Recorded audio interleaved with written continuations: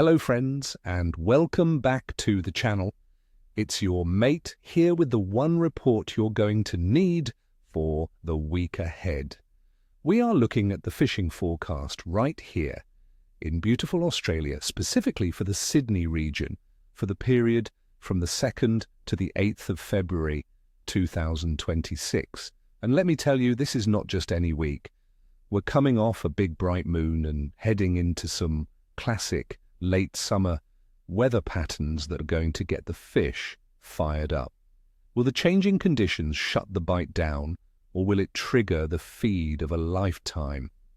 Stick with me, because I promise by the end of this, you'll know exactly where to be, what to throw, and when to do it to get that rod bent.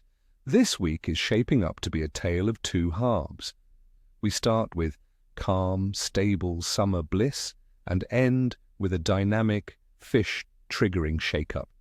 It's going to be special. First up, let's talk about our prime targets for this time of year.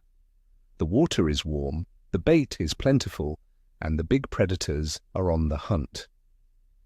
I'm going to focus on three absolute superstars for February: the mighty Kingfish, the fantastic Flathead, and for you offshore adventurers, the spectacular Dolphinfish.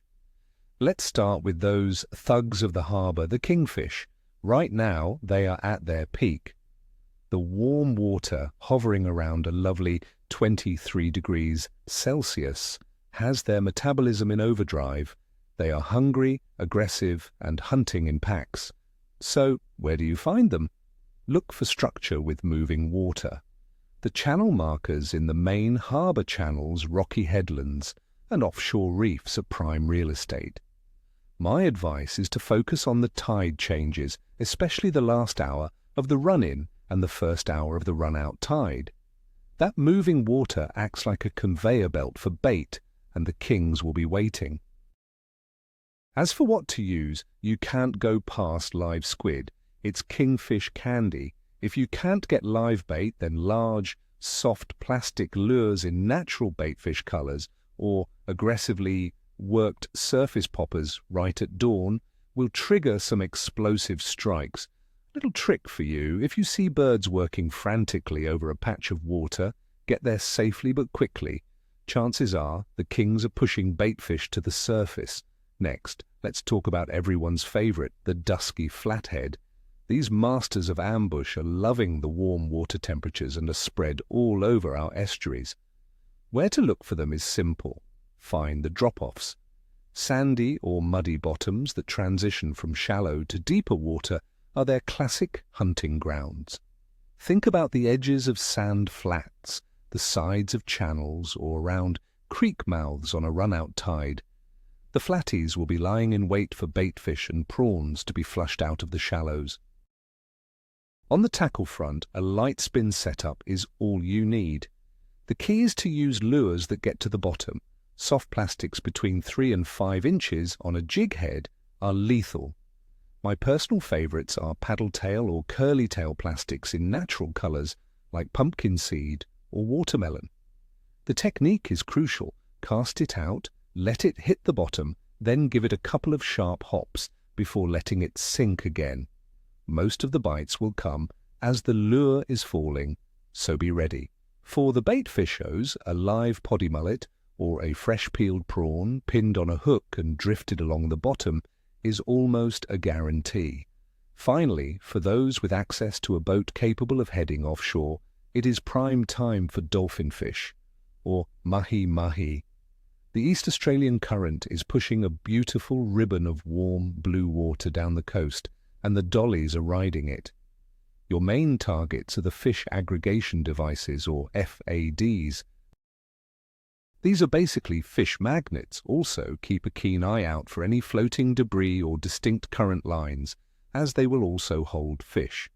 The best tactic is often trolling small to medium-sized skirted lures around the FADs to locate an active school. Once you find them, switching to casting lures or pitching live baits like slimy mackerel can provide some of the most exciting visual fishing you'll ever experience. My tip is to always leave the first fish you catch in the water near the boat. The rest of the school will often hang around, giving you more chances. Now let's get into the nuts and bolts of the conditions for the week, because this is what separates a good trip from a great one. The weather this week is a classic summer story. We start the week under the influence of a big, stable, high-pressure system. Expect the barometer to be sitting pretty at around 1,020 millibars on Monday and Tuesday. This stability is fantastic for fish activity. Temperatures will be warm, pushing 28 or 29 degrees Celsius, with light northeasterly sea breezes in the afternoon. Then things get interesting. Around Thursday, we're expecting a change. The pressure will start to drop, down towards 1,012 millibars, as a southerly change moves up the coast. This will bring cooler air, with temperatures dipping to around 24 degrees, and a shift in wind to the south. This drop in pressure is a well-known trigger for many fish species to feed aggressively right before the change hits. The end of the week, from Friday onwards, we'll see that lower pressure hang around, with increased cloud cover and a chance of a few showers. The water temperature in our estuaries and offshore will remain stable around that perfect 23-degree mark. This warmth keeps the fish active and feeding hard. And finally, the moon. We are starting the week with a big full moon on Monday. This will create large tidal ranges and strong currents, which is brilliant for fishing around structures. As the week progresses, we move into the waning gibbous phase. In my experience, the days immediately following a full moon can be incredibly productive, especially for larger predators hunting under the bright night sky. All right, let's put it all together. Here is my day-by-day forecast for your fishing week. Monday, the 2nd of February. I'm rating today as excellent. We have the full moon's influence, stable high pressure, light winds, and sunny skies. The morning high tide will be prime for chasing kingfish on the surface.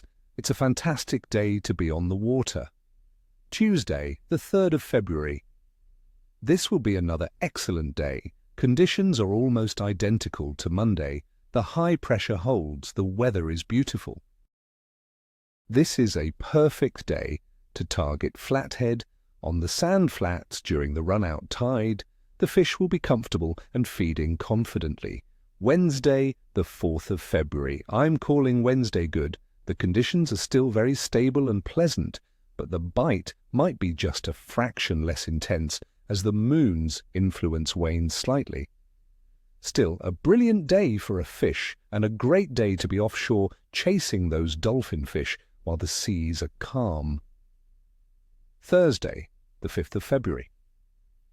Today is the day, friends. I'm rating this as excellent and a prime bite time. The barometer is forecast to fall throughout the day as the southerly change approaches. Fish feel this change and it often triggers a prefrontal feeding frenzy. Get out in the afternoon before the wind hits for your best chance at aggressive kingfish and flathead. Friday, the 6th of February. I'm rating Friday as tricky. The southerly wind will be established, making conditions a bit choppy, especially offshore. The pressure will be low and stable. The fish will still be around, but you'll need to find locations that are sheltered from the wind. Fishing the deeper holes in the estuaries could be the key to success. Saturday, the 7th of February. I'll call Saturday average. The weather will be overcast with a moderate southerly breeze. The bite will be slower and you'll have to work for your fish. Focus on using baits like fresh squid or prawns, as the fish may be less willing to chase lures in these postfrontal conditions. And finally, Sunday, the 8th of February. The forecast for Sunday is average to good. The winds are predicted to ease off and the pressure will begin to slowly rise. This is a great sign. The fish will be adjusting to the new conditions, and the afternoon session, in particular, could see a solid improvement in the bite. It's definitely worth a trip to round out the week. So there you have it, friends. That's my full breakdown for the week ahead. A massive thank you for tuning in. I hope this forecast helps you get onto some fantastic fish. Remember to be safe on the water, respect the fisheries regulations, and only take what you need. Now, I'd love to hear from you. What are your plans for the week? Are you going to chase some kings or maybe some flatties? Let me know in the comments below. And if you enjoyed this video and found it helpful, do me a favor and hit that like button and subscribe to the channel so you don't miss a single forecast. Until next time, tight lines, and I'll see you on the water.